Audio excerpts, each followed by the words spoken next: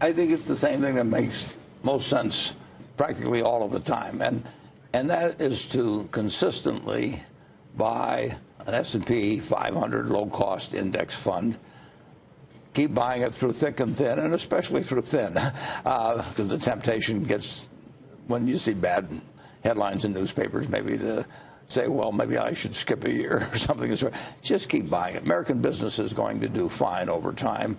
So you know the investment universe is going to do very well. The Dow Jones Industrial Average went from 66 to 11,497 in 1 century, and since that century has ended, it's more or less doubled again.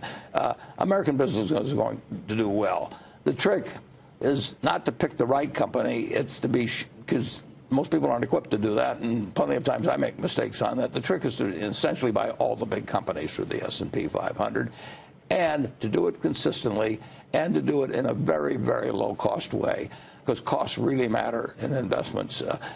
If returns are going to be 7 or 8%, and you are paying 1% for fees, that makes an enormous difference in how much money you have on retirement. At the annual meeting for Berkshire Hathaway this year, you introduced a special guest to the audience of 40,000 shareholders who were watching. It was Jack Bogle. Why did you want to recognize Jack Bogle? I think Jack Bogle has done more for American investors than any other person connected with Wall Street or the investment process, because he, with a number of other people, he came up with the idea of the index fund. He wasn't the sole thinker behind it, but he was the guy that implemented it and crusaded for it. But now there's trillions of dollars in low-cost index funds.